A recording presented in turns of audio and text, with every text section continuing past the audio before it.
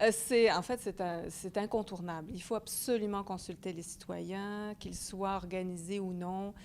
C'est un moment qui est très, très important pour l'aménagement du territoire à l'échelle donc de la grande région métropolitaine. On parle de la métropole du Québec, alors ça va avoir énormément d'incidence pour la suite des choses, pour les 20 prochaines, puis même plus. Donc, c'est indispensable de savoir ce que les gens en pensent, mais aussi d'aller chercher aussi ce qu'ils veulent qui arrive et donc de s'en inspirer pour que le plan final reflète aussi la volonté citoyenne de façon générale.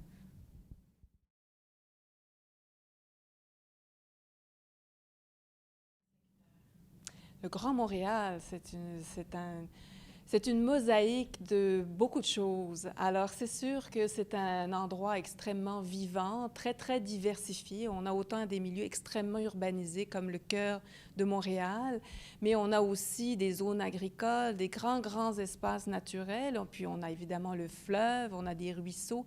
Alors, c'est extrêmement diversifié et on a donc une très, très grande richesse qu'il faut protéger. Et souvent, on l'oublie parce que plus on en a, moins on s'en préoccupe. Et donc, il est nécessaire, autant au niveau des terres agricoles, on a une chance inouïe de se trouver au milieu des meilleures terres agricoles du Québec et on sait tous qu'on n'en a pas beaucoup, donc il faut les préserver. On est au sud du Québec avec une biodiversité extrêmement riche et on en voit on en perd d'année en année, donc il faut s'en préoccuper très rapidement parce que ce n'est pas quand elle sera perdue de façon irrémédiable qu'il faudra le faire. Alors, on a à la fois une grande richesse, mais aussi une responsabilité au niveau du Québec pour protéger tout ça.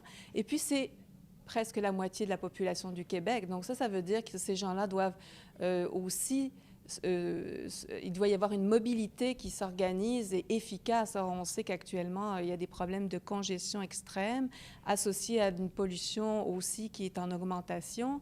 Alors, il faut régler toutes ces questions-là et ça passe évidemment par l'aménagement du territoire, donc par un document comme celui qui est actuellement sur la table, mais un document qui est assez fort avec des objectifs concrets et précis pour nous assurer qu'on aura un avenir qui va être meilleur en termes de qualité de milieu de vie pour les gens et puis pour la nature de façon générale.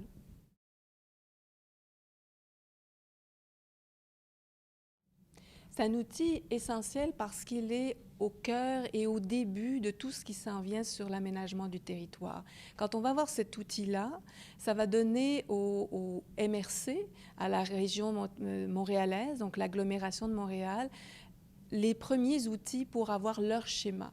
Et de ces schémas-là d'aménagement vont découler les fameux plans d'urbanisme qui sont dans les localités et là qui rejoignent vraiment aussi le citoyen dans son quotidien parce que là, on va dire comment on zone, qu'est-ce qu'on a le droit de faire sur le territoire. Alors, c'est indispensable que ce document-là existe, mais aussi qu'il soit bien orienté et qu'il donne aussi beaucoup d'informations et une directive sur les grands enjeux, parce qu'il y a des enjeux qui dépassent largement la localité. On parle des enjeux comme le transport. C'est clair qu'on ne peut pas s'occuper d'une question de transport collectif comme un métro, comme un train, comme un réseau d'autobus rapides en regardant juste dans la localité parce qu'il traverse plusieurs localités. Il va rencontrer les besoins de plusieurs localités, donc de milliers, voire de centaines de milliers de personnes sur un territoire quand même assez grand.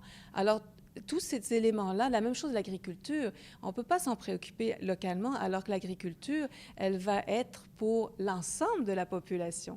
La même chose pour les milieux naturels, c'est quelque chose de très généralisé et qui donc concerne l'ensemble des citoyens de toute la métropole. En ce sens-là, ce document-là est crucial dans ses orientations et on espère donc qu'il soit assez précis pour aller de l'avant en ce sens.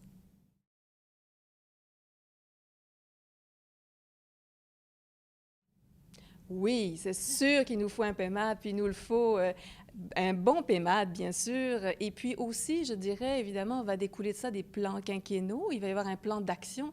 Alors, c'est sûr que là, il va falloir après se pencher comment on construit le plan d'action pour nous assurer que dans 20 ans, parce que 20 ans, c'est à la fois court, mais c'est long aussi, qu'on ne se retrouve pas au bout de 20 ans on n'a pas atteint nos objectifs. Alors, non seulement il faut avoir des objectifs chiffrés, atteignables, mais quand même qu'on se fixe des objectifs et on puisse les suivre d'année en année pour voir est-ce qu'on est arrivé, est-ce qu'on s'enligne pour y arriver, est-ce on atteint des objectifs intermédiaires intéressants, est-ce qu'il faut réajuster.